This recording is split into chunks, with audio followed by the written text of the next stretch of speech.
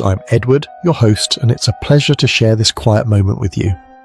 Before the story begins, tell me, where are you listening from tonight and which holiday is your favourite and why? Write it below and subscribe for a new mystery every day. Now settle back and enjoy the story. Chapter 1. Fircombe Wood. After Christmas. The days between Christmas and the New Year possessed a peculiar quality in St. Mary Mead, as though the village itself had drawn breath and was waiting quietly to see what the turning year might bring. The church flowers, so carefully arranged for the festival services, had begun to droop in their vases, their edges browning despite Mrs. Clement's attentive ministrations.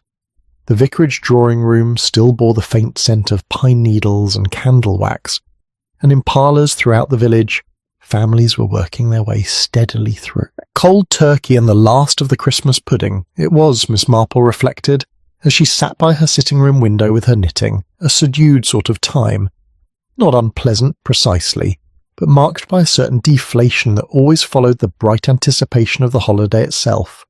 Relatives had departed on the morning trains, children had been firmly reminded about thank-you letters, and the post had returned to its ordinary rhythms.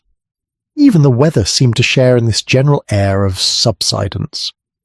The snow that had fallen so obligingly on Christmas Eve had largely melted, leaving the village green patched with brown grass and lingering white in the shadowed corners where the sun did not quite reach. Miss Marple's needles clicked steadily as she worked on a cardigan for her great-nephew. Through the window she could observe the comings and goings along the high street with the gentle attention that had become second nature over her many years in the village. Mrs. Dane, from the bakery, was sweeping her doorstep with more vigour than usual, as though determined to sweep away the holiday indulgence along with the dust. Young Raymond West's motor car passed by. He must be visiting again, how thoughtful. And further along she could see Dr. Haydock making his afternoon rounds, his bag swinging from one hand in that familiar way he had. It was the sort of afternoon that invited peaceful reflection rather than activity. Indeed, most of the village seemed content to remain indoors, digesting both their dinners and the events of the past few days. But not everyone, it appeared, shared this inclination toward quiet domesticity. From Fircombe Wood, which lay perhaps half a mile beyond the eastern edge of the village, there came the sound of voices carried on the cold air, children's voices, bright with excitement, and the deeper tones of adults calling warnings and encouragement. Miss Marple smiled slightly. The wood possessed a rare commodity for these parts, a proper slope steep enough for sledding when conditions allowed. The remaining snow must be deeper there, sheltered as it was by the trees. She had nearly returned her full attention to her knitting when she heard rapid footsteps on the pavement outside. A moment later there came a rather urgent knock at her door. Miss Marple set aside her work and rose, moving with the careful deliberation that her years required, but which never quite disguised the alertness beneath.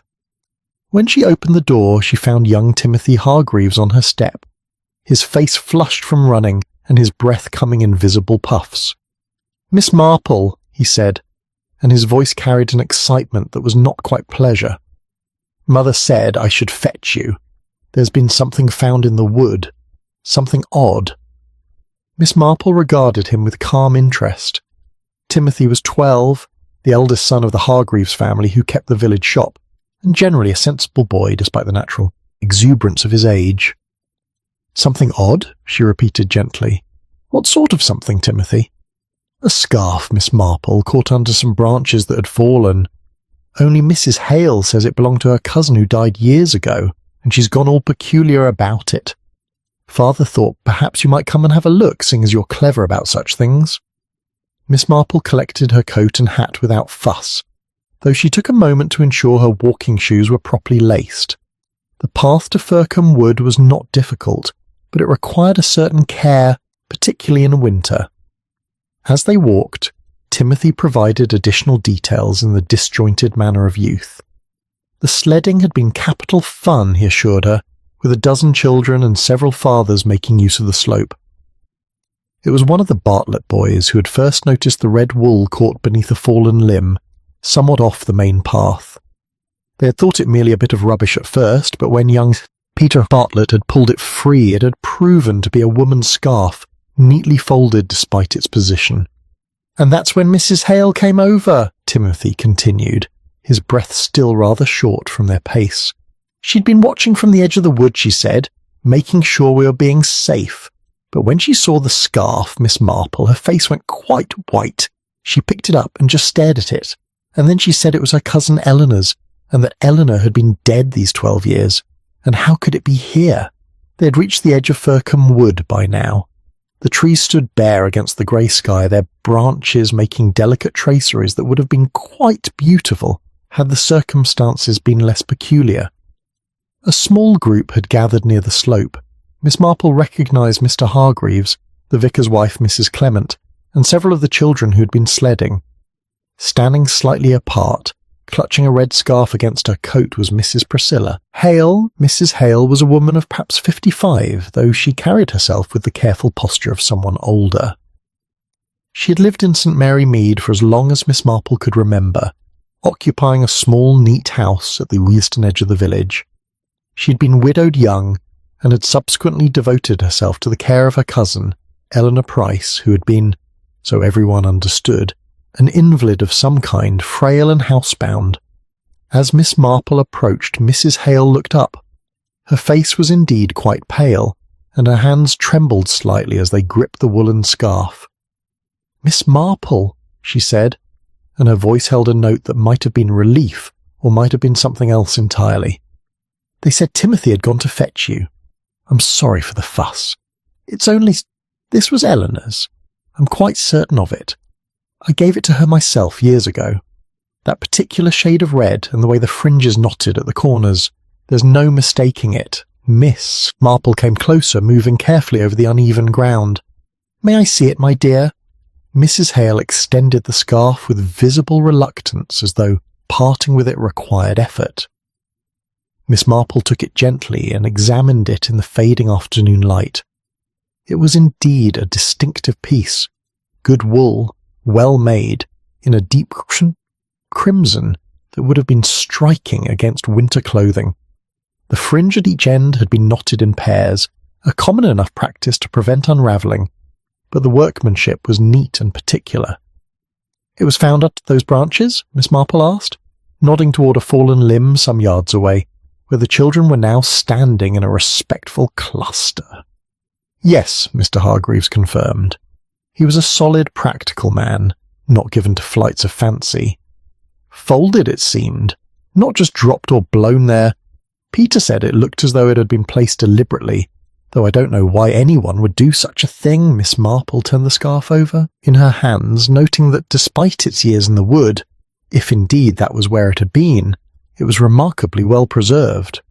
There were no signs of the deterioration one might expect from prolonged exposure to the elements.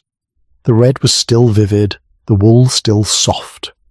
"Your cousin Eleanor passed away some time ago, I believe?" she said gently to Mrs. Hale.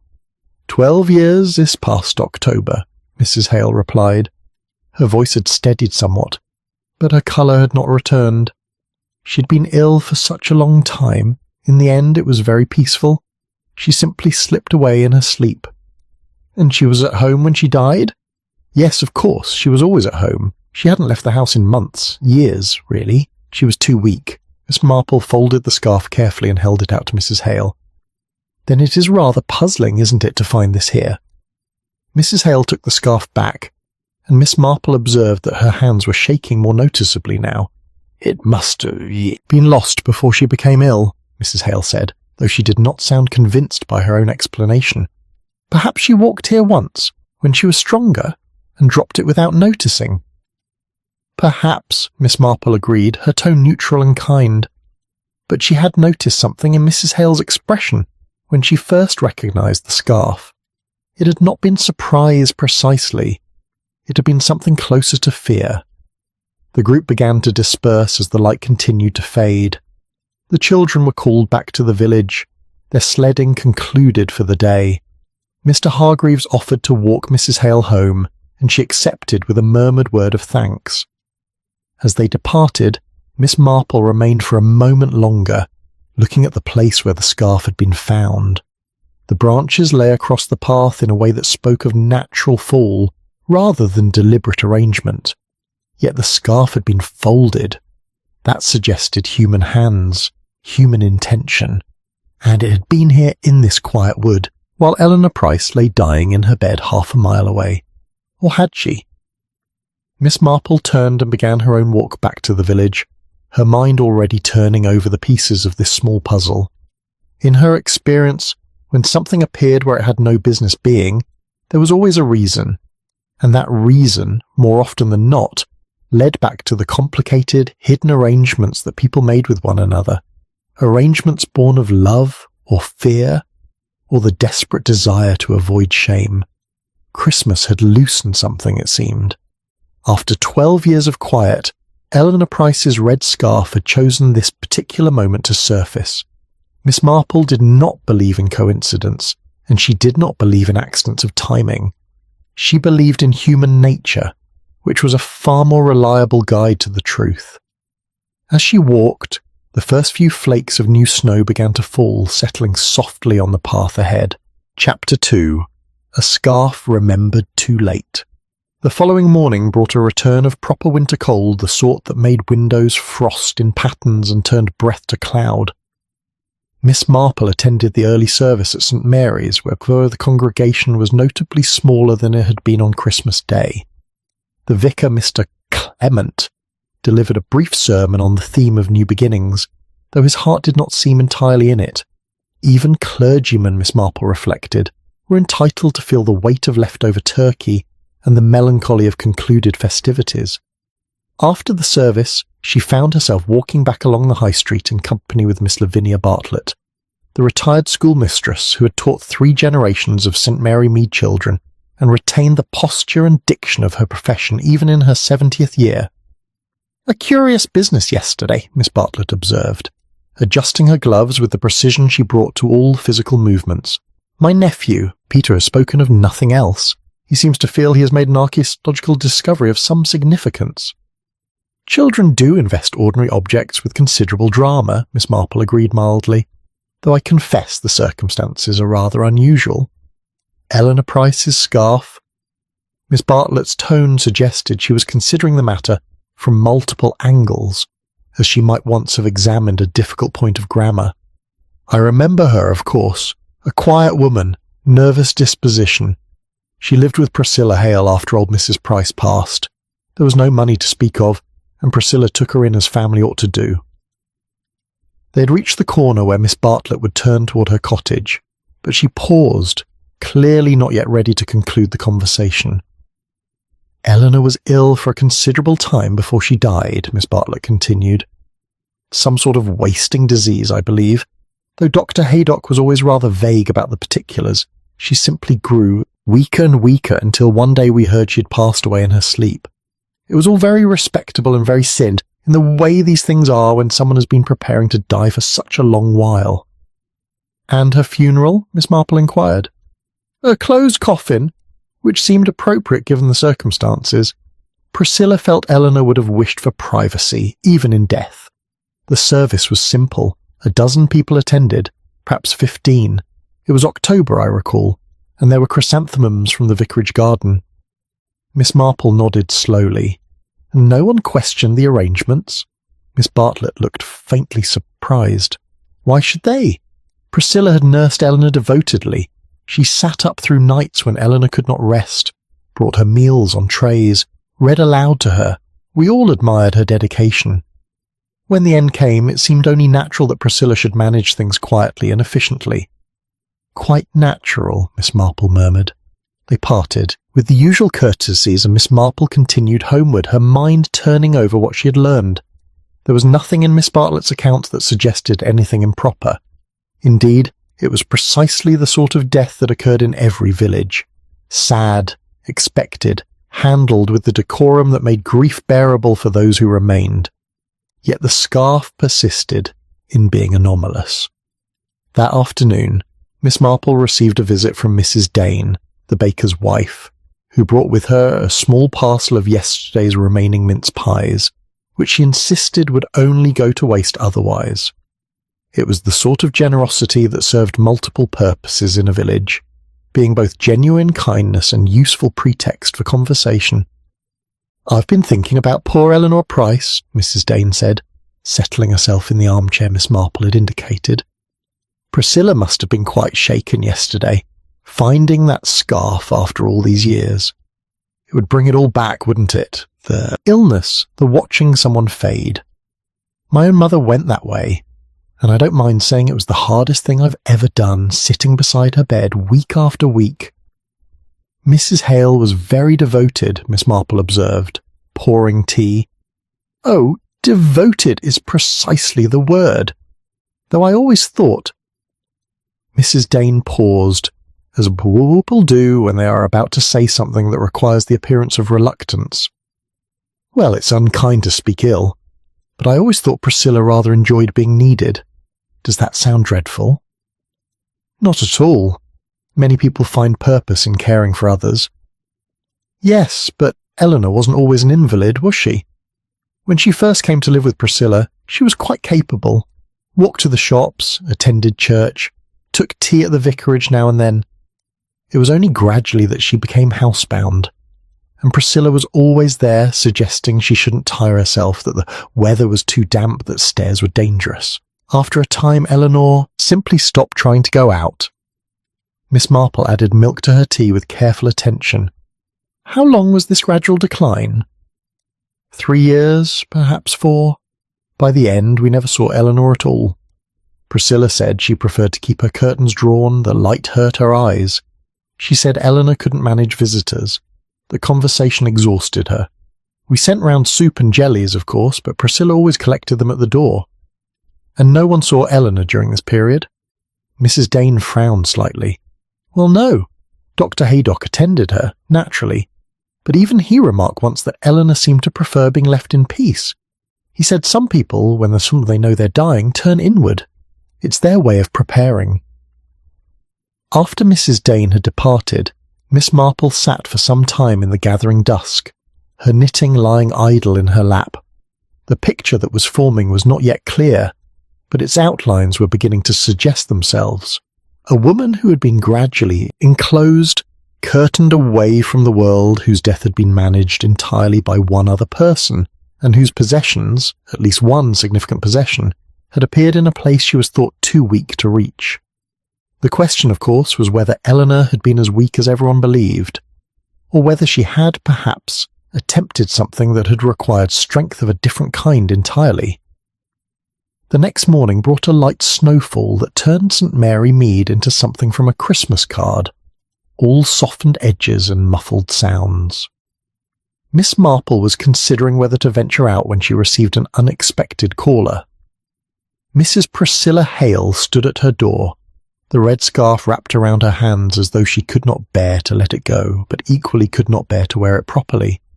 "Miss Marple," she said, and her voice was strained, "might I speak with you? I find I cannot rest, and there is no one else who would understand." Miss Marple welcomed her in with quiet efficiency, settling her by the fire with tea and the small rituals that allowed people time to gather their thoughts. "It's the scarf," Mrs. Hale said at last. "I cannot stop thinking about it. Eleanor wore it the last time." She stopped abruptly. "The last time?" Miss Marple prompted gently. Mrs. Hale's fingers worked at the woolen fringe. "The last time she went out. Before she became truly ill. Before she took to her bed permanently. She wrapped it around her neck and said she was going for a walk. Just to the edge of the village, she said. She needed air." "And did she go?"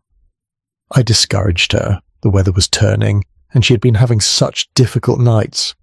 I thought it best she conserve her strength." Mrs. Hale's voice dropped. She seemed disappointed, but she agreed. She always agreed with me in the end. She put the scarf away, and I don't recall seeing it again. Miss Marple sipped her tea. "Until yesterday." "Until yesterday?" Mrs. Hale looked up, and her eyes held something close to anguish. "Don't you see? If the scarf is in the woods, then Eleanor must have gone there at some point. She must have taken it without telling me. But when? And why? She was so frail, Miss Marple, she could barely manage the stairs. How could she possibly have walked all the way to Fircombe Wood?" It was a question that required an answer. Miss Marple recognised it as such, just as she recognised the deeper question beneath it, the one Mrs. Hale was not quite asking, but which hung in the air between them nonetheless. If Eleanor Price had been strong enough to walk to Fircombe Wood, what else might she have been strong enough to do? And if she'd gone there in secret, what had she been trying to accomplish? These are puzzling matters, Miss Marple said at last, her voice kind but not dismissive. I wonder, my dear, whether you might tell me a little more about Eleanor herself. What sort of person was she before the illness? Mrs. Hale's expression shifted, becoming distant. Eleanor was always rather timid. She needed guidance. Our family understood that. After her mother died, it fell to me to provide it. I see, said Miss Marple, though what she saw was perhaps not quite what Mrs. Hale intended. But she said nothing more, only poured more tea and waited, as she had learned long ago to wait, for truth to find its own moment of emergence. Chapter 3, The House Where the Curtains Never Opened. The house stood at the eastern edge of St. Mary Mead, where the village began its gradual dissolution into countryside. It was a modest establishment, built perhaps 60 years earlier in that serviceable style that valued practicality over charm. The walls were grey stone, the windows narrow, and the small front garden maintained with a sort of rigorous neatness that suggested duty rather than pleasure.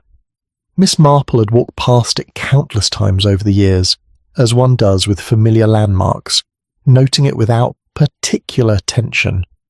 But now, pausing at the gate under the pretence of adjusting her glove, she found herself observing it with fresh consideration. The curtains were open today, pale green fabric that looked recently cleaned. This in itself was noteworthy. During Eleanor Price's residence, those curtains had remained perpetually drawn, creating an effect of permanent twilight within. The house had worn its privacy-like armour, discouraging casual visits and deflecting curiosity with the unassailable explanation of illness. It's always seemed a rather melancholy place, hasn't it? Miss Marple turned to find Dr. Haydock beside her, his medical bag in hand and his expression suggesting he had been observing her observation with some amusement. "Good morning, Doctor," she said pleasantly. "I was merely admiring the winter jasmine by the gate. So few things bloom at this season." "Quite." His tone indicated he was not fooled for a moment. "Though I suspect your interest extends somewhat beyond horticulture. The business with the scarf has stirred up old memories, I take it." "Memories are curious things," Miss Marple replied. "They seem so fixed, yet they shift according to what one learns afterward." Dr. Haydock nodded slowly. He was a man of perhaps 60, who had attended the ailments of St. Mary Mead for more than 30 years, and had developed the sort of discretion that made him trusted even by those who feared doctors generally. "You're thinking about Eleanor Price," he said. It was not a question. "I confess I am. I never knew her well. Indeed, I'm not certain anyone did. But I find myself wondering about the life she led in that house." Dr. Haydock glanced toward the grey stone building, and something in his expression suggested he had wondered the same thing on more than one occasion. "Professional confidence prevents me from discussing specific medical matters," he said carefully. "But I can tell you that situations of long-term care are often more complicated than they appear from outside. The boundaries between protection and restriction can become rather blurred, especially when the patient is dependent upon a single caregiver." "Precisely." He shifted in his bag from one hand to the other. "I attended Eleanor perhaps half a dozen times in the final 2 years. She was always in her room, always in bed, and Priscilla was always present. Eleanor rarely spoke above a whisper. And even then she seemed to choose her words with extraordinary care. I formed the impression that she was—" He paused, selecting his phrase with the precision of his profession, "accustomed to deferring to her cousin's judgment in all matters." "Did you see her at the end?" Dr. Haydock's face clouded slightly. "No. Priscilla sent word that Eleanor had passed peacefully during the night. By the time I arrived, the necessary arrangements had already been made. Priscilla was quite composed, quite certain that Eleanor would have wished everything handled privately. There seemed no reason to question it. and the cause of death. Heart failure, which is a broad term but not inaccurate for someone in Eleanor's weakened state. The death certificate was straightforward enough. He looked at Miss Marple directly. "You're suggesting something was amiss." "I'm suggesting nothing," Miss Marple said gently. "I'm merely noticing that a woman who was thought unable to leave her bed appears to have left a personal belonging in Fircombe Wood. It raises questions about what we assume to be true." Dr. Haydock was silent for a moment. "Yes," he said at last. "Yes, I suppose it does." After he had continued on his rounds, Miss Marple stood a moment longer, studying the house. She thought about curtains drawn against the world, about conversations conducted in whispers, about a life that had contracted year by year until it fit within the space of a single room. She thought, too, about what Miss Bartlett had said, that Eleanor had once walked to the shops, attended church, taken tea at the vicarage, that she had been, in other words, a person and with agency and movement until something had gradually taken both away. Mrs. Clement, the vicar's wife, confirmed as much when Miss Marple encountered her that afternoon outside the butcher's shop. "Eleanor? Oh yes, I remember her quite well, from before she took ill." Mrs. Clement adjusted her shopping basket to a more comfortable position. "She used to help with the church flowers now and then. Nothing elaborate, but she had a gentle touch with arrangements. She was always very pleasant at the Sunday tea gatherings. Quiet, mind you, but one felt she enjoyed the company." "When did she stop attending?" Mrs. Clement's brow furrowed in thought.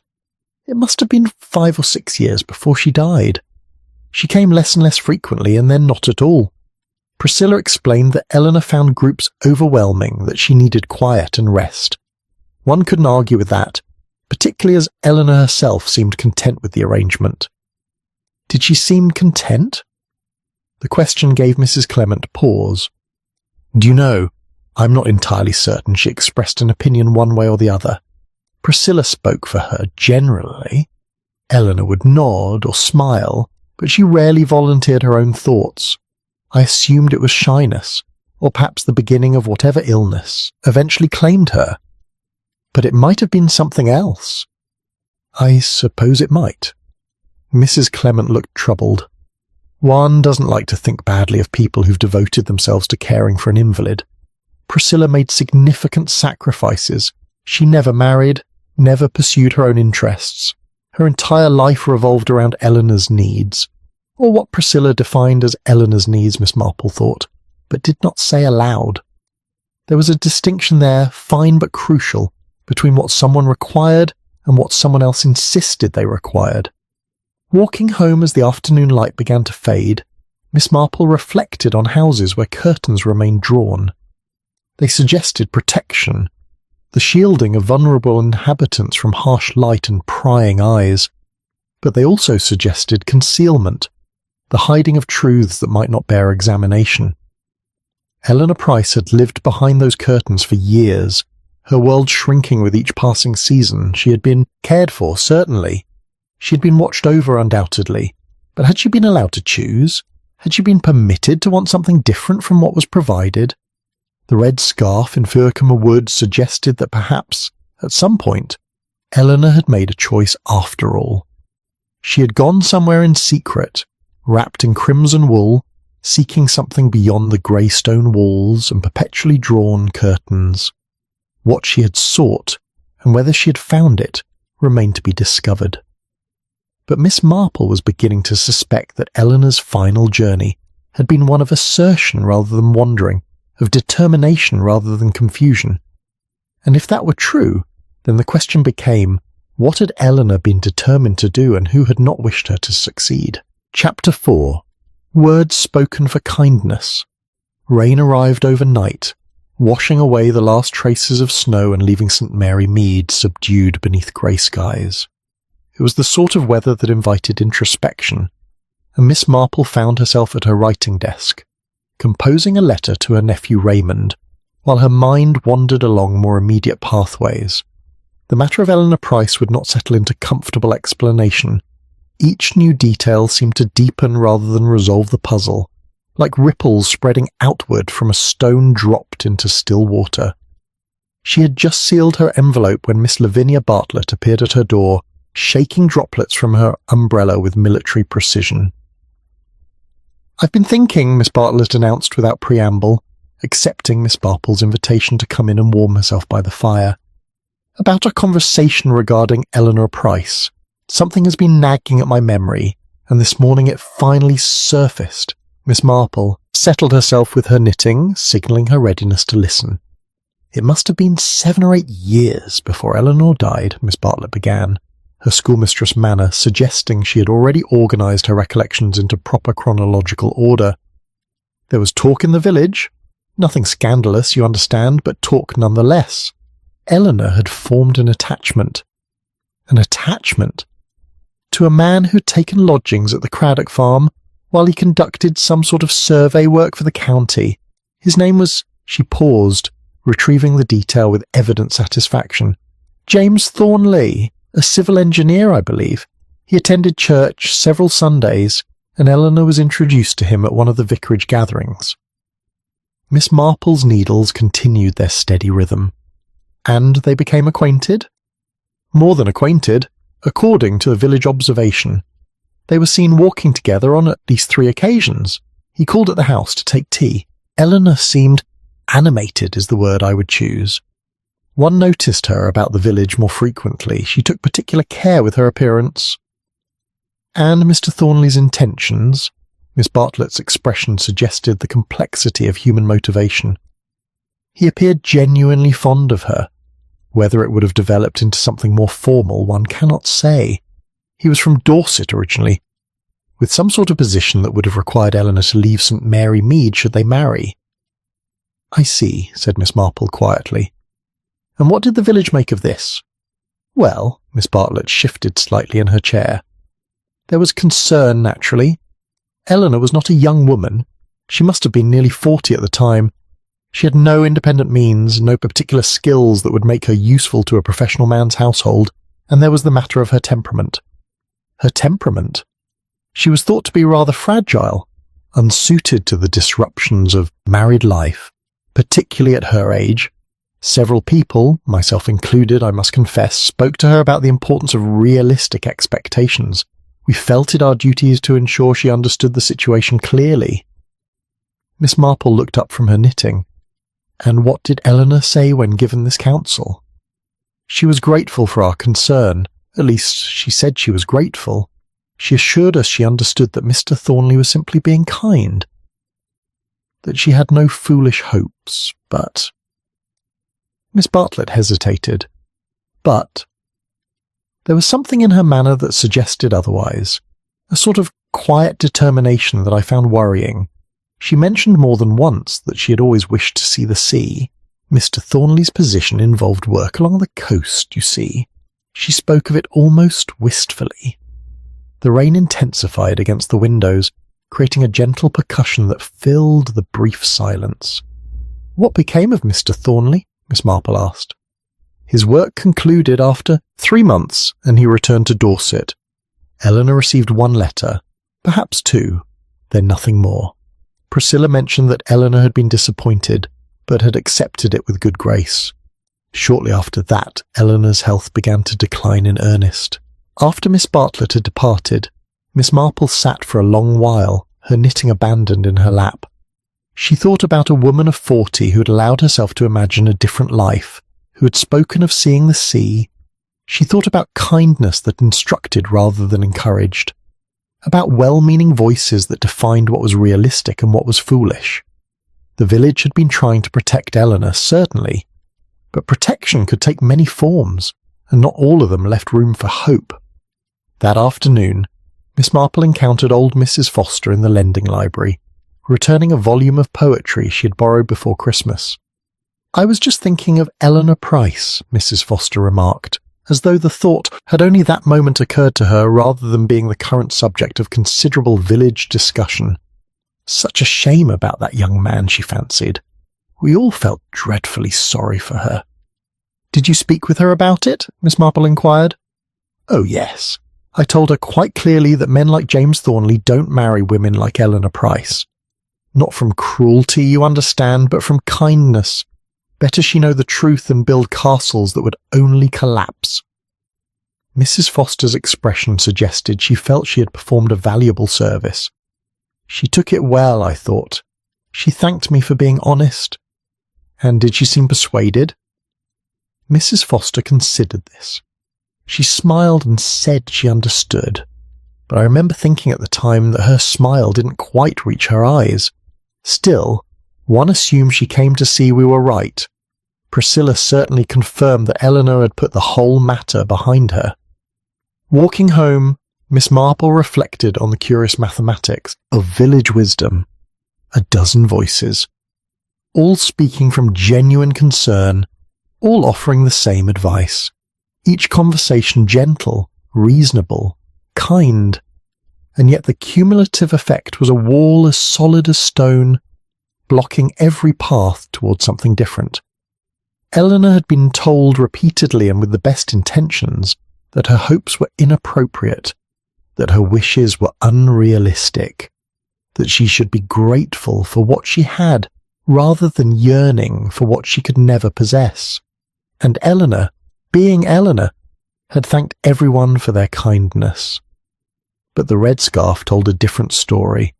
It spoke of a woman who had wrapped herself in crimson and walked toward Fircombe Wood despite everyone's counsel, who had gone somewhere in secret seeking something that the village had assured her she did not really want.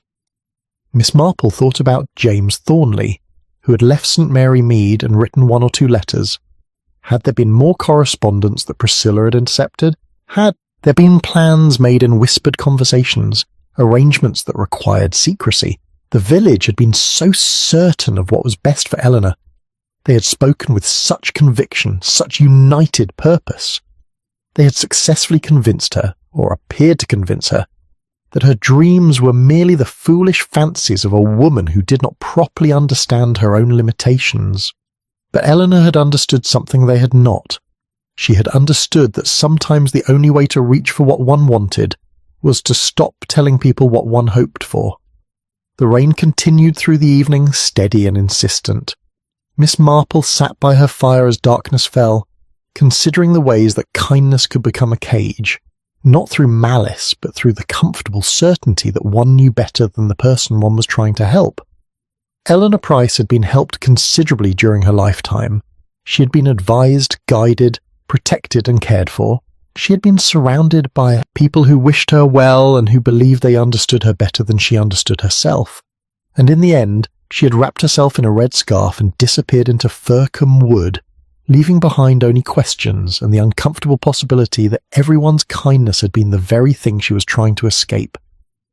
Miss Marple set another log on the fire and resumed her knitting, her needles clicking softly in the quiet room. Outside, the rain washed the village clean, but some stains, she knew, went deeper than weather could reach. Chapter 5, A Promise Made Before the Snow. The weather cleared by morning, revealing a world scrubbed clean and glistening. Miss Marple took advantage of the improved conditions to call upon Miss Catherine Wells, the retired schoolteacher who had preceded Miss Bartlett in that position, and who now lived in a small cottage on Church Lane with her sister. Miss Wells was a woman of advanced years but remarkable clarity of mind. She received Miss Marple with the pleasure of someone who valued intelligent conversation and had perhaps too little of it. "I wondered when you might come," she said, pouring tea with a steady hand. "The whole village is murmuring about Eleanor Price and that mysterious scarf. My sister tells me you've been making inquiries in your gentle fashion." "I confess to a certain curiosity," Miss Marple admitted. "You knew Eleanor, I believe?" "I taught her many years ago. She was a diligent pupil, though not a particularly confident one. She had been raised to believe that her opinions were of less value than those of others, a common enough affliction among girls of her generation and circumstances." Miss Wells settled back in her chair with the air of someone preparing to be useful. "I assume you wish to know about the evening she walked toward Fircombe Wood?" Miss Marple's teacup paused halfway to her lips. "You saw her?" "I did indeed. It was a December evening, much like these we've been having, though that particular year the snow came later. I was returning from visiting old Mrs. Pemberton, who lived in the cottage beyond the church. The light was fading, but not yet gone entirely, that peculiar winter twilight that turns everything blue and silver. Miss Wells gazed toward the window as though seeing past the present morning into that distant evening. Eleanor was walking along the lane that leads toward the wood. She wore her red scarf. I remember it particularly because the colour was so vivid against the grey of everything else. She seemed purposeful, not wandering. There was something in her bearing that caught my attention. "Did you speak with her?" "I did. I asked where she was bound at such an hour, whether Priscilla knew she had ventured out." Eleanor smiled, and it was a genuine smile, Miss Marple, not the polite compression of lips one offers from duty. She said she was going only as far as the trees, that she needed to walk and think. Miss Marple leaned forward slightly. "And what was your impression of her state of mind?" Miss Wells considered the question with the care it deserved. She seemed both nervous and determined, if that makes sense, as though she had made a decision that frightened her, but which she was resolved to carry through. I asked if she wished for company, but she declined. She said, and I recall her exact words, "I've promised to meet someone, and I must keep my word." She mentioned a promise. She did. I naturally assumed she meant James Thornley, though. His name was not spoken. The village knew he had been courting her, after a fashion, and that he had left for Dorset some weeks earlier. I thought perhaps he had written to arrange a meeting, though why he should ask her to come to Fircombe Wood rather than call at the house properly, I could not imagine. Miss Wells refilled their cups with the automatic gestures of long habit. I advised her to be careful. The path can be treacherous in poor light, and I thought Priscilla might worry if she returned late. Eleanor assured me she would be cautious. She said she would be back before full darkness, that she knew the way well enough. And did you see her return? No. I continued home, and thought no more of it until much later. Years later, in fact, when the matter of her declining health began to occupy village conversation. By then I'd forgotten entirely about that evening walk. It seemed so insignificant in light of her illness. Until the scarf was found. Until the scarf was found, Miss Wells agreed. And now I find myself wondering whether that evening was perhaps more significant than I understood at the time. After leaving Miss Wells, Miss Marple walked slowly through the village, her mind arranging facts into patterns. Eleanor had gone to Fircombe Wood deliberately, not in confusion or wandering distress. She had gone to meet someone, to fulfill a promise, and she had gone in the evening, when observation would be less likely, when Priscilla might not immediately notice her absence. She found herself at the post office, where Mrs. Trimble, the postmistress, was sorting the afternoon delivery with her customary efficiency. "Miss Marple, good afternoon. I suppose you've come about letters to Eleanor Price." Mrs. Trimble's directness was one of her more endearing qualities. "Have there been questions about her correspondence?" "Not questions precisely, but memories stirring. I was thinking last night about the letters that used to come for Eleanor from Dorset. 3 or 4 of them arrived after Mr. Thornley left the village. Priscilla always collected the post for the household, but I recall Eleanor asking once whether anything had come for her personally. There was something almost hopeful in the way she inquired.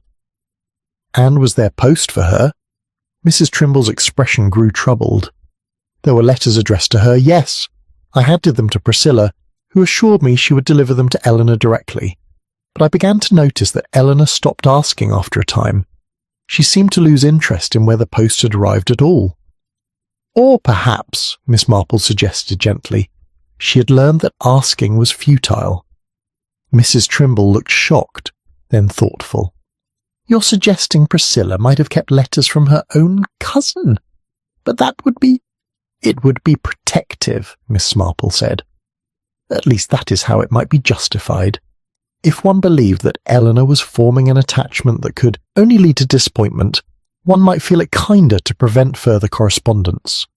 One might convince oneself that one was acting in her best interests." The postmistress was silent for a long moment. "I never like to think ill of people," she said finally, "but I did wonder sometimes about that household. The way Priscilla spoke for Eleanor made all her decisions, the way the curtains were always drawn. Walking home as afternoon shadows lengthened, Miss Marple considered the architecture of control. It need not be dramatic or violent. It could be built from small actions, each one reasonable in isolation, collecting the post, discouraging visitors, suggesting that rest was needed, that excitement was dangerous, that the world outside was too demanding for someone of fragile constitution. Over time, those small actions became walls, and the person enclosed within them might never quite realize when concern had transformed into confinement, but Eleanor had realized some point. She had understood that if she wished to meet James Thornley, if she wished to keep a promise, she would need to do so in secret. She would need to walk to Fircombe Wood in the winter twilight, wrapped in her red scarf, telling no one where she was truly going or why. She had been capable of that much at least, of deception born from necessity, of quiet rebellion against the kindness that had become a cage. What remained unclear was what had happened in the wood itself. Had James Thornley been there, waiting? Had they made plans for a future together? Or had something gone terribly wrong, something that had ended with Eleanor's death, and a scarf left behind like an unintended message? Miss Marple reached her gate as the first stars appeared in the clearing sky. Inside she lit her lamps and settled by the fire, her knitting in her hands but her thoughts far away. A promise made before the snow. Eleanor had said those words, or something very like them, to Miss Wells. She had been keeping her word, meeting someone she cared for, taking a risk that everyone had told her was foolish. And somewhere in Fircombe Wood, on a December evening 12 years ago, that promise had led to consequences that were only now beginning to surface. The truth, Miss Marple reflected, had waited patiently through all those intervening years. It had waited through Eleanor's supposed illness, through her quiet death, through the closed coffin and the brief funeral. It had waited until a group of children went sledding and disturbed the branches that had hidden it. Now, having waited so long, it seemed determined to be heard. Chapter 6. What the Woods Had Been Used For. Morning brought frost that turned every branch and blade of grass into something crystalline and temporary. Miss Marple ventured out early, before the sun could melt the delicate architecture of ice, and found herself drawn, whether by design or instinct she could not quite say, toward Fircombe Wood. The path was firmer now than it had been on the day the scarf was discovered. The ground hardened by cold rather than sodden with melting snow. As she walked, she observed how the wood revealed itself differently in winter light. The bare trees created a lacework of shadow, and one could see much farther into the depths than would be possible in summer's full leaf. She was not the first to walk here this morning. Fresh footprints marked the frost, a man's tread steady and purposeful. Following them with her eyes, she saw Mr. Hargreaves from the village shop standing near the spot where the scarf had been found, his hands in his pockets, and his breath making clouds in the cold air. He turned at the sound of her approach and greeted her with the slight embarrassment of someone caught in private reflection. "Miss Marple, I didn't expect to encounter anyone at this hour." "Nor did I," she replied pleasantly. "The morning was too fine to resist, and old habits of early rising are difficult to break." He nodded, accepting this explanation, though his expression suggested he understood they were both here for reasons that had little to do with appreciating winter scenery. "I've been thinking about this place," he said, gesturing toward the wood around them, "about what it meant to the village, years ago. My father used to mention it in passing, how Fircombe Wood was where young couples went when they wished to talk without the whole village listening, a place for private conversations. Courting couples, you mean?" "Among others, anyone who needed to speak without being observed or overheard. It was understood. In that way, villages understand things without requiring official acknowledgement. If you saw someone walking toward the wood in the evening, you didn't inquire too closely about their business." Miss Marple considered the bare trees, the winding paths now overgrown with bramble. "And this continued into more recent years?" "I believe so, though less frequently. The world changed after the war. People became more mobile, less constrained by village opinion. The need for secret meetings diminished, or perhaps they simply moved elsewhere." He paused. Someone of Eleanor Price's generation would have known about it. The knowledge would have been part of her understanding of the village. So if she wished to meet someone privately, Fircombe Wood would have been the natural choice. Traditional, one might say. His breath clouded the air. My father mentioned once that arrangements were sometimes made by leaving notes in the old oak near the entrance. A hollow in the trunk served as a sort of informal postbox. Lovers would check it for messages from each other. Is the tree still standing? It is, though the hollow has mostly closed over with time. I looked at it just now, out of curiosity. There's nothing there, of course, not after 12 years. After Mr. Hargreaves had returned to the village, Miss Marple remained in the wood, walking its paths with the careful attention she brought to all investigations. She found the old oak he had mentioned, a massive specimen that had likely stood here for centuries. The hollow was indeed largely sealed, but she could see where it had once provided a deeper cavity. She thought about letters intercepted at the post office, about the need for alternate means of communication. If Eleanor and James Thornley had discovered that their correspondence was being prevented, they might have resorted to older methods. A note left in a tree, a time and place arranged without Priscilla's knowledge. The wood itself bore signs of its history as a meeting place. There were spots where the undergrowth had been worn away by a repeated passage, though these paths were now reclaimed by nature. There was a fallen log, positioned conveniently as a bench, and a small clearing where two people might stand sheltered from casual observation. It was in this clearing that Miss Marple noticed something curious. The ground, though now frozen and unrevealing, showed an irregularity, a depression where earth had been disturbed and settled differently from the surrounding area. It was subtle, the sort of thing one might notice only if one were looking carefully, but once seen it suggested questions. She was examining this when she heard voices approaching, two of them, older women, speaking in the comfortable tones of long friendship. Miss Marple recognised them as Mrs. Fletcher and Mrs. Norton, both in their 70s and native to St. Mary Mead. "Miss Marple," Mrs. Fletcher called out with evident pleasure. "What brings you to the wood on such a chilly morning?" "The same curiosity that afflicts us all, I suspect," Miss Marple replied. "The matter of Eleanor Price's scarf has stirred old memories." Mrs. Norton nodded vigorously. "Indeed it has. We were just saying, weren't we, Margaret, how this wood used to be quite the centre of village romance. Why, I met my late husband here 45 years ago, when we needed to settle matters without my mother interfering." "It seems everyone knew of its purpose," Miss Marple observed. "Oh, certainly. It was one of those unspoken arrangements that made village life bearable. One needed privacy sometimes, and homes were too small, parlours too public. The wood offered discretion." Mrs. Fletcher smiled at the memory. Of course, everyone knew in a general sense what the wood was for, but one maintained the fiction of not knowing specifically. It preserved dignity all around. "Did you ever see Eleanor Price here?" The two women exchanged glances. "Now that you mention it," Mrs. Norton said slowly, "I do recall seeing her one evening years ago. It must have been winter. She wore that red scarf. She was walking quite determinedly as though she had an appointment to keep. I assumed she was meeting that engineer fellow, the one who had been staying at the Craddock farm."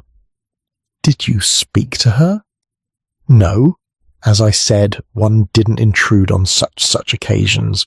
The whole point of the wood was privacy, though I confess I thought it rather brave of her, given how Priscilla Hale kept watch over her movements generally." Mrs. Fletcher added, "We did wonder later whether anything had come of it. But then we heard Eleanor had taken ill, and the matter seemed to resolve itself naturally. These things often do, don't they? One person or another decides it won't work, and life continues as before." After they had gone, Miss Marple remained in the clearing looking at the disturbed earth. Life had not continued as before, though. Eleanor had not simply decided against a future with James Thornley and resigned herself to life with Priscilla. Something had happened here in this clearing on a December evening when a woman in a red scarf had come to keep a promise. The wood had offered privacy, discretion, a place where conversations could occur without village oversight. but it had also offered isolation. If something went wrong during such a meeting, if voices were raised, if there was a confrontation, an accident, there would be no witnesses, no intervention. Miss Marple walked the perimeter of the clearing once more, noting the lay of the land, the distance from the nearest path, the density of the surrounding trees. In summer, this spot would be entirely hidden. In winter, it was merely secluded. It would be a reasonable place for a meeting. It would also be a reasonable place for something to happen that one did not wish observed. The sun had climbed higher now, melting the frost and returning the wood to its ordinary appearance. But Miss Marple had seen enough. She understood now why Eleanor had come here, and why the red scarf had remained. What she did not yet understand, though she was beginning to form a theory, was precisely what had occurred, and who else had been present besides Eleanor and James Thornley. Or had there been only Eleanor and one other person, and that person someone quite different from the man she had come to meet? Walking back toward the village, Miss Marple reflected that Fircombe Wood had served many purposes over the years. It had been a place of romance, of secret promises, of conversations that needed to happen away from listening ears and watching eyes. But it had also been, at least once, a place where secrecy had served a darker purpose, where privacy had enabled not love, but its prevention. The question now was whether that prevention had been accomplished through persuasion, or through something far more permanent. Chapter 7, A Death That Did Not Happen. There, the parish records were kept in a cabinet in the vestry, organised with the meticulous care that characterised Mr. Clement's approach to all administrative matters. Miss Marple had mentioned to the vicar that she was compiling information for a small history of St. Mary Mead families, which was not entirely untrue. She had been considering such a project for some time, and the current circumstances merely provided additional motivation. Mr. Clement had been happy to grant her access, and now she sat at the small table with the record book open before her, turning pages with careful fingers. Eleanor Price's death was recorded on October the 15th, 12 years past. Cause of death, heart failure. Place of death, residence of Mrs. Priscilla Hale. Informant, Mrs. Priscilla Hale. The burial had occurred 3 days later at St. Mary's Churchyard, with Mr. Clement's predecessor officiating. Miss Marple noted the date and closed the book, thoughtfully. October 15th. Yet Miss Wells had seen Eleanor walking toward Fircombe Wood in December, weeks after the recorded date of death. Unless Miss Wells's memory had failed her regarding the timing, which seemed unlikely given her general precision, there was a considerable discrepancy. She found Mr. Clement in his study wrestling with the draft of Sunday's sermon. "Forgive the interruption," Miss Marple said, "but I wonder if you might recall anything about Eleanor Price's funeral. I know it was conducted by your predecessor, but perhaps there were notes or records that mentioned particular circumstances." Mr. Clement set down his pen with the relief of someone grateful for distraction from the difficult composition. "I do remember reading through the service records when I first arrived. Eleanor Price's funeral was noted as being rather subdued. A closed coffin, which was explained as a family preference due to the deceased's prolonged illness. Only immediate household and a few close acquaintances attended. Was there anything unusual about the arrangements?" He considered this. "The only notation that struck me was regarding the timing. Generally, there's a week or so between death and burial, to allow family to be notified and arrangements to be made. In this case, matters proceeded rather quickly, 3 days from death to interment. The note suggested that Mrs. Hale had been quite insistent on promptness. For what reason? The record doesn't specify, but I imagine she wished to avoid prolonged distress. Some people prefer to conclude such matters swiftly, rather than dwelling on them." After leaving the vicarage, Miss Marple made her way to Dr. Haydock's surgery, where she found him just concluding his morning appointments. "I need to ask you something rather delicate," she said without preamble. "Regarding Eleanor Price's death certificate." Dr. Haydock's expression grew wary. "I signed it for point, if that's what you're wondering. Priscilla Hale informed me that Eleanor had passed during the night. When I arrived the following morning, the body had been laid out and prepared for burial. It all seemed entirely proper." But you did not examine her before death was confirmed? No. By the time I was summoned, she had already been deceased for several hours. In such cases, particularly with a patient who has been under observation for a long-term illness, there seemed no reason to question the circumstances. He paused. Are you suggesting there was reason to question them? I am suggesting, Miss Marple said carefully, that the timeline may be less clear than we have assumed. Did you notice anything unusual about the body? Dr. Haydock's professional demeanour intensified. It was a closed coffin from the outset. Priscilla explained that Eleanor had wasted considerably, and that she wished to preserve her cousin's dignity. I confess I did not insist on viewing the remains. It seemed needlessly intrusive given the circumstances. So you cannot confirm that the person buried in Eleanor Price's coffin was actually Eleanor Price? The silence that followed was profound. Dr. Haydock sat down slowly, his face draining of colour. Good God, he said quietly. You're suggesting what? That Priscilla Hale arranged a false burial? But why would she do such a thing? That, said Miss Marple, is precisely what I am trying to determine. She left the surgery and walked slowly through the village, her mind arranging the pieces of this increasingly troubling puzzle. Eleanor had been seen alive weeks after her reported death. The burial had been hurried and closed. No one outside the household had viewed the body. And now, 12 years later, Eleanor's scarf had surfaced in Fircombe Wood, in a clearing where the earth showed signs of old disturbance. The possibility that presented itself was both simple and horrifying. Eleanor had not died peacefully in her bed. She had died somewhere else, entirely, most likely in Fircombe Wood, and Priscilla had brought her home and arranged matters to appear as though death had occurred naturally and domestically. But that raised the question of who, then, had been in the coffin that was buried with such ceremony. An empty coffin would have been dangerously light, easily noticed by the pallbearers. There would have needed to be weight, form, something that approximated a body. Miss Marple found herself at the cemetery gates without quite intending to walk there. The graveyard was peaceful in the winter afternoon, headstones casting long shadows across frozen ground.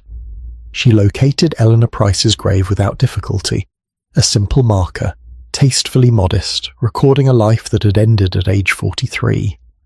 She stood looking at it for some time, considering what might lie beneath. If not Eleanor herself, then what? Sandbags wrapped in cloth might approximate weight and form, especially if the coffin remained closed and no one questioned the arrangements. It would require nerve to carry through such a deception, but Priscilla Hale had demonstrated considerable nerve in other aspects of this affair. Thinking about Eleanor, Miss Marple turned to find Mrs. Hale herself standing a few yards away, wrapped in a dark coat and clutching a small bunch of winter jasmine. Her face was pale but composed. I come here sometimes, Mrs. Hale continued, moving closer, to tend the grave, to remember, though I find myself wondering recently what I am actually remembering. What do you mean? Mrs. Hale knelt and placed the jasmine at the base of the headstone with trembling hands. I have been thinking about that December evening, the one when Eleanor went walking. I told myself for years that I had imagined it, that my memory had become confused. But I didn't imagine it, did I? She really did go out that night. I believe she did, yes. And she didn't come home. Mrs. Hale's voice was barely above a whisper. Not in the way I told everyone. Not peaceful and quiet in her bed. She came home cold and still, and She stopped, her breath catching. Miss Marple waited with the patience that had served her through countless such moments, allowing truth to find its own pace. I followed her, Mrs. Hale said at last. I knew she had been receiving messages. I had intercepted letters from James Thornley at the post office, but I couldn't watch everywhere. I think they must have used the old oak tree in the wood. I saw her leave the house that evening wrapped in her red scarf, and I followed at a distance. And what did you find? I found her in the clearing, waiting. She stood there in the cold, so patient, so hopeful, and I couldn't bear it. I couldn't bear that she was willing to leave me after everything I had done for her, all the years of care and sacrifice. so I confronted her. The winter sun slanted through the bare trees, casting intricate shadows across the graves. Mrs. Hale remained kneeling, her hands pressed against the frozen earth as though seeking forgiveness from what lay beneath. "We argued," she continued, her voice breaking. "I told her she was being foolish, that James Thornley would never truly want her, that she was betraying the family that had taken her in. She said she was sorry, but she had to try. She had to take this chance, or she would never forgive herself." And then she turned away from me, saying she would wait for him regardless of what I said. I reached for her, meaning only to make her listen, to make her understand. But she lost her footing on the icy ground, and she fell, hit her head on a stone. And when I knelt beside her, Mrs. Hale's composure finally shattered. She bent forward, shaking with sobs that came from some deep place of grief and guilt that had been sealed away for 12 years. "She was gone," she finished, just like that. And I knew what everyone would think, what questions would be asked. So I brought her home, and I arranged matters quietly, and I buried. She stopped, unable to complete the sentence. Miss Marple's voice was gentle but insistent. "What did you bury, Mrs. Hale?" The answer, when it came, was barely audible. "Nothing. Sand and cloth. I couldn't bring myself to put her in the ground there, in the churchyard. She's still in the wood, Miss Marple. I laid her to rest where she fell, and I've kept the secret all these years." Chapter 8. The Shape of an Old Arrangement. Miss Marple sat with Mrs. Hale in the vicarage drawing-room, where Mr. Clement had tactfully provided tea and privacy. The confession at the graveside had been followed by a necessary conversation with the vicar, who now occupied his study while the two women spoke in low, careful tones. "I need to understand the whole of it," Miss Marple said gently, "not for purposes of judgment, but so that truth can be properly established. Will you tell me exactly what happened that night, and what followed?" Mrs. Hale's hands trembled around her teacup, but she nodded. The worst was already spoken. What remained was merely detail. "After Eleanor fell, I stood there in the clearing for what seemed like hours, but was probably only minutes. I couldn't think clearly. All I knew was that if I summoned help, there would be questions about why Eleanor had been in the wood, about why I had followed her, about the argument we'd had. The village would learn that she had been trying to leave me, to go with James Thornley. Everything I had done to protect her, to guide her, would be seen as," she paused, searching for the word, "as control rather than care," Miss Marple supplied quietly. "Yes, and I couldn't bear that.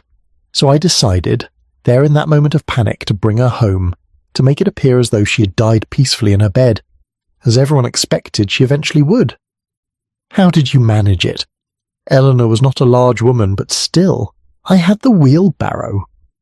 Mrs. Hale's voice had become eerily calm, as though she were recounting some ordinary household task. "I had brought it to collect fallen branches for kindling. It was already at the edge of the wood. I managed to move her. It was dark by then, and the path back to the house took me nowhere near the main village. No one saw." Miss Marple reflected on how often the practical details of life provided the means for its more extraordinary events. A wheelbarrow for kindling, a dark evening, a house at the village edge where privacy was assured. "And once you reached home?" "I prepared her as though she had died there, changed her clothing, arranged her in the bed. The scarf, I realize now I must have left it behind in my distress. At the time, I thought I had collected all her things. By morning, I had convinced myself that what I remembered was essentially true. She had been ill. She had died peacefully. The location was merely a detail that needed correcting. You summoned a Haydock? Yes. I told him she had passed during the night. He was kind, as he always is. He didn't question. Why would he? I was the grieving cousin, and Eleanor had been dying by degrees for years. Or so I had led everyone to believe. Miss Marple set down her cup with careful precision. But Eleanor had not actually been dying, had she? Not in the way you described the village." Mrs. Hale's expression crumpled. "No. She was melancholy, certainly, dispirited, but her physical health was sound enough. I encouraged her to rest, to conserve her strength. I told her that her excitement worsened her condition. Over time, she came to believe it herself. She became the invalid I described because I convinced her that was what she was. And the funeral arrangements? I insisted on a closed coffin and swift burial. I told everyone it was what Eleanor would have wanted, that prolonged viewing would be disrespectful to her memory. The vicar's predecessor was elderly and kind. He accepted my judgment without question. I weighted the coffin as you've probably guessed. Bags of sand wrapped in old bedding. It was remarkably simple to arrange. The simplicity was perhaps the most chilling aspect, Miss Marple reflected. How easily deception could be accomplished when people trusted the deceiver, when grief provided immunity from scrutiny. Did James Thornley come that evening, to the wood? Mrs. Hale shook her head. I don't believe so. If they had arranged a meeting, Eleanor went to it alone. Perhaps his nerve failed, or perhaps his intentions were never as serious as Eleanor believed. I'll never know. I found no note in the hollow tree, no message explaining what she expected to happen. You checked the tree afterward? Yes, several times over the following weeks, in case something had been left there. But there was nothing. Whatever promise Eleanor believed she was keeping, whatever future she imagined, it died with her. Mr. Clement entered quietly, his presence a reminder that this private confession would need to become a more public reckoning. The police will need to be informed, he said, his voice heavy with regret. Though after 12 years, I cannot imagine what legal proceedings might follow. Mrs. Hale looked up at him with something approaching relief. I understand I've carried this alone for so long that official acknowledgement seems almost a mercy. Whatever consequences follow will be easier than the secret has been. Miss Marple considered the woman before her, not a monster, but an ordinary person who had made terrible choices from a mixture of fear, possessiveness, and that peculiar form of love that sought to preserve rather than liberate its object. Mrs. Hale had loved Eleanor in her fashion. She had simply loved her own vision of Eleanor more than she loved the woman Eleanor actually was. There's one thing I still don't understand, Miss Marple said. Why did you leave Eleanor in the wood? Surely burying her properly would have been safer than creating an empty grave while leaving her body where it might someday be discovered. Mrs. Hale's answer came slowly, as though she were only now understanding her own reasoning. I think, in some way, I wanted her to remain there, where she had gone to be free of me. It seemed appropriate, somehow, a punishment for myself as much as anything. Every time I walked past the wood, I would know she was there. No, she, waiting for a future that never came. It made the guilt more immediate, more real. And the scarf. I truly didn't realize I had left it. I must have dropped it in my panic and confusion. When it was found last week, I knew immediately what it meant. That the truth had been waiting all this time, patient as Eleanor herself had been patient, for the right moment to emerge. The afternoon light was fading, casting the vicarage drawing room into gentle shadow. Outside, the village continued its ordinary routines, unaware that a 12-year silence was finally breaking. Miss Marple thought about all the people who had participated unknowingly in Priscilla's deception. Dr. Haydock signing the death certificate, the vicar conducting the funeral, the villagers accepting what they were told because they had no reason to doubt. Each small act of trust had reinforced the lie, building it into something that seemed as solid and permanent as the headstone in the churchyard. But lies, Miss Marple knew, were never truly permanent. They required constant maintenance, eternal vigilance. Truth, by contrast, needed only patience. It would wait however long necessary for the moment when concealment could no longer hold. Chapter 9. When silence could no longer hold.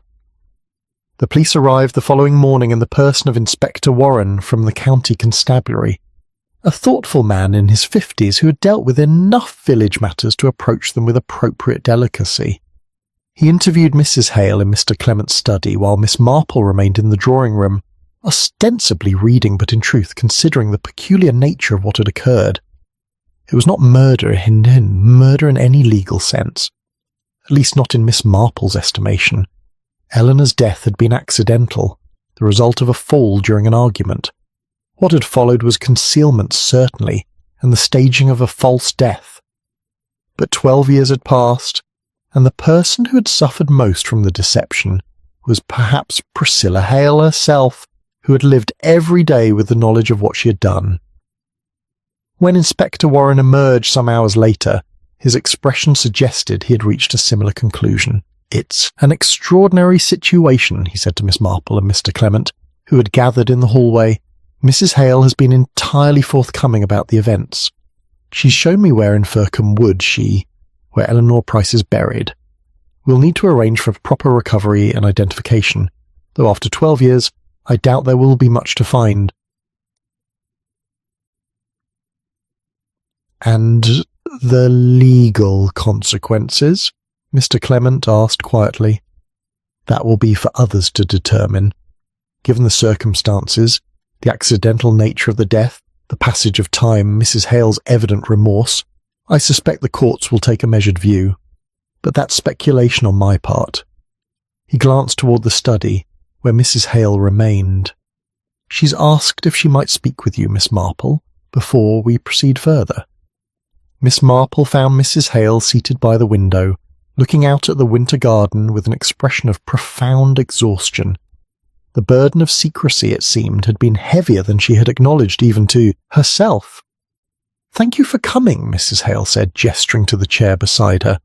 "I wanted to explain, or perhaps to understand myself, why it all came undone now after so many years."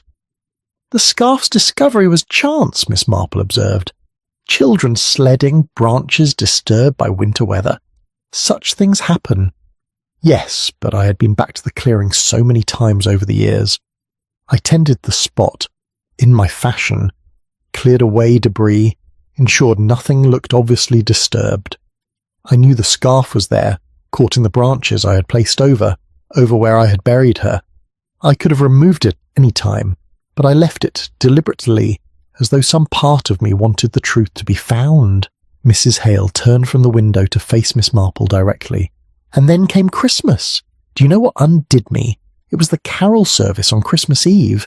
We sang in the bleak midwinter, and there's that verse about giving what we can offer.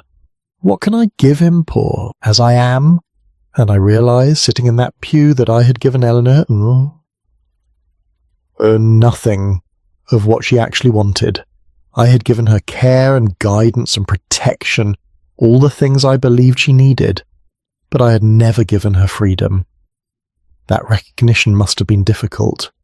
It was unbearable, because alongside it came the understanding that I had spent 12 years pretending her death had been peaceful, respectable, proper, that I had created a narrative of gentle decline and dignified passing, when the truth was that she died cold and frightened in the woods, having been told by the one person she depended on that her hopes were foolish and her choices wrong. Mrs. Hale's voice remained steady, but tears had begun to track down her face. "I went home from the service and I couldn't sleep. I kept thinking about Eleanor waiting in that clearing for James Thornley. How brave she must have felt, how determined, how terrified too, probably, and I'd taken that moment of courage and turned it into her death."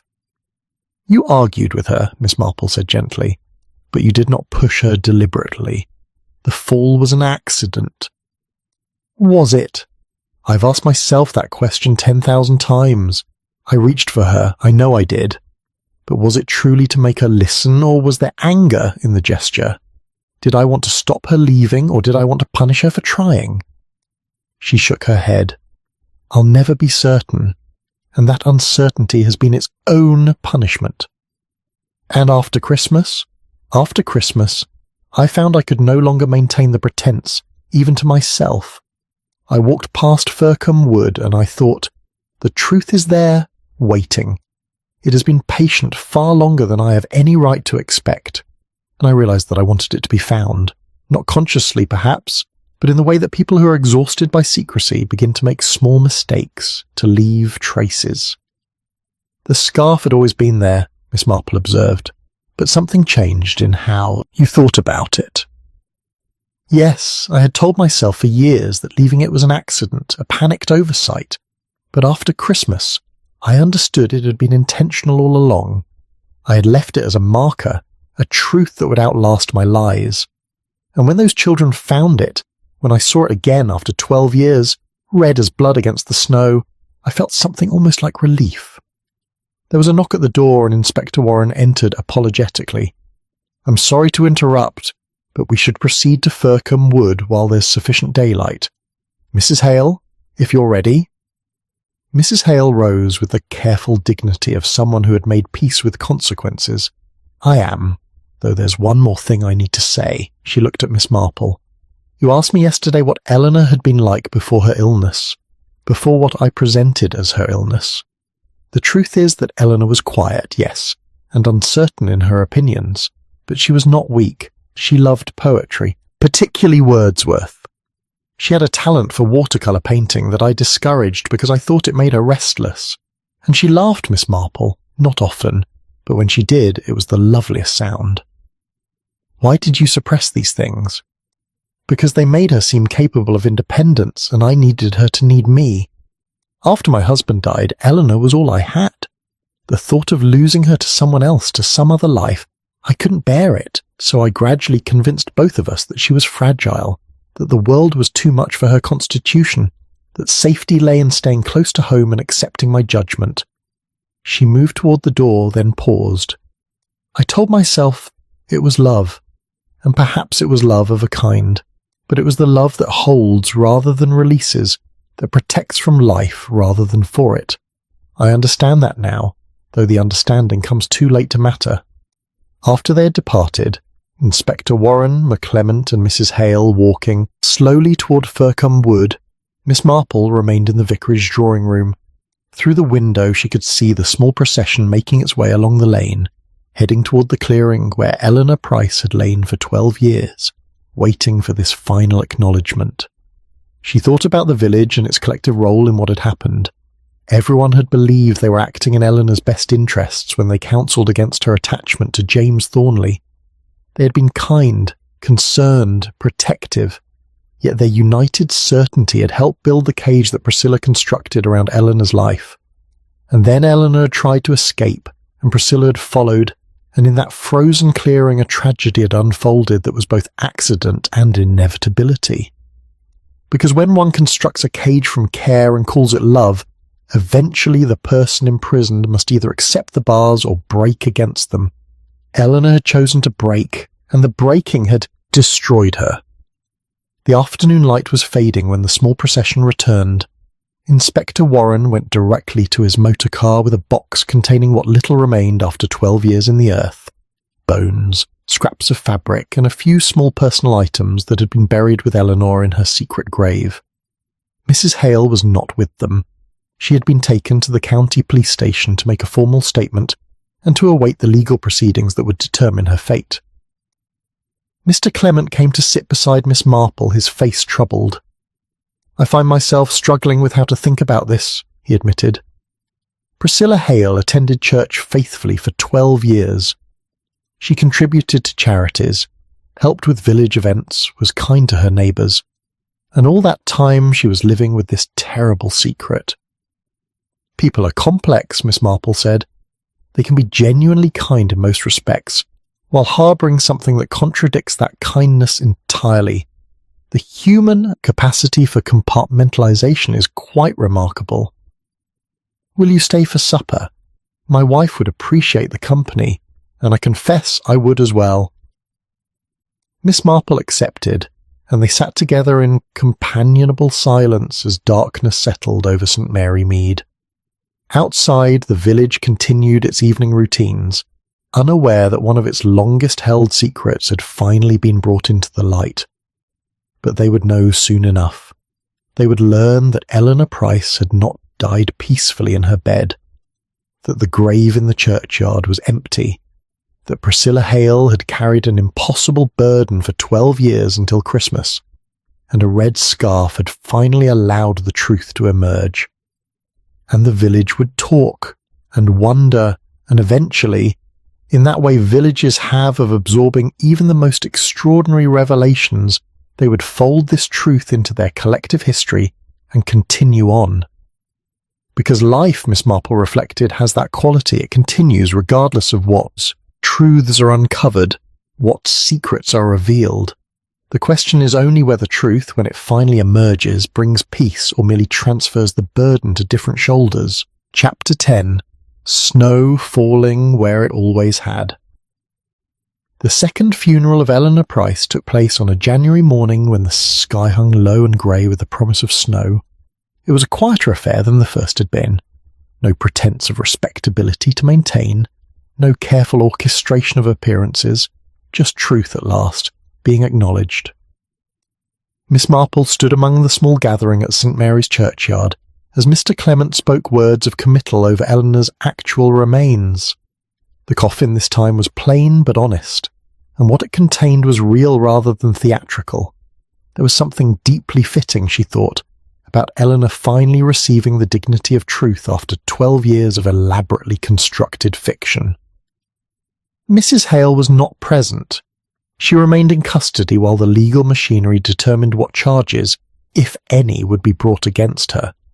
The preliminary indication suggested that, given the accidental nature of Eleanor's death and the extraordinary passage of time, prosecution might be limited to charges relating to the false burial and death certificate.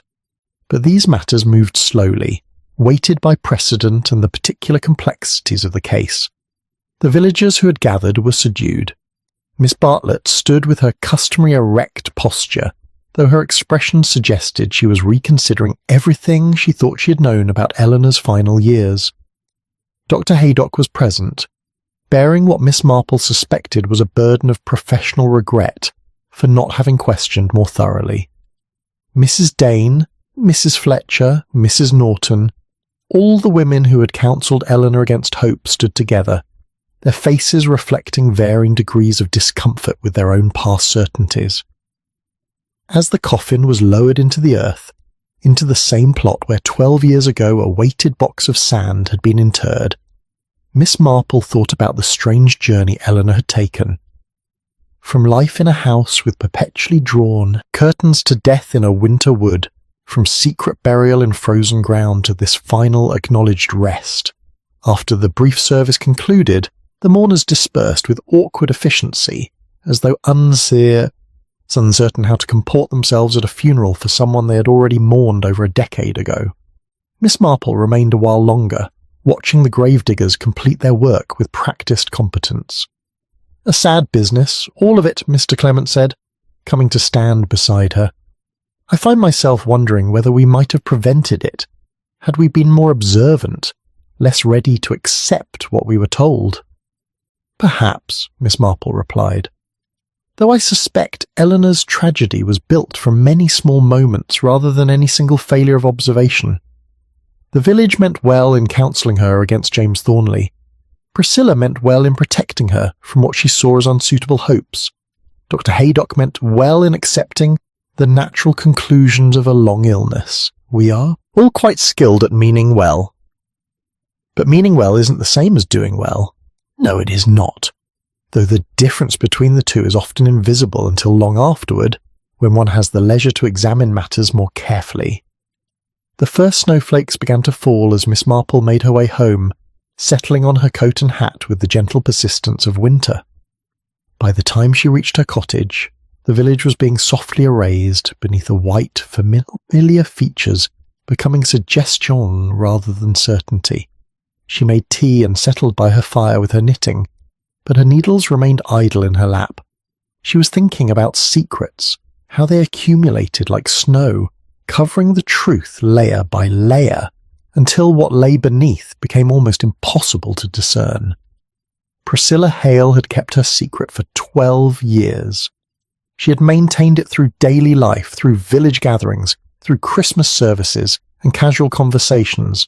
She had become, in a sense, a fiction of herself, The devoted cousin who had nursed an invalid, rather than the frightened woman who had concealed an accidental death.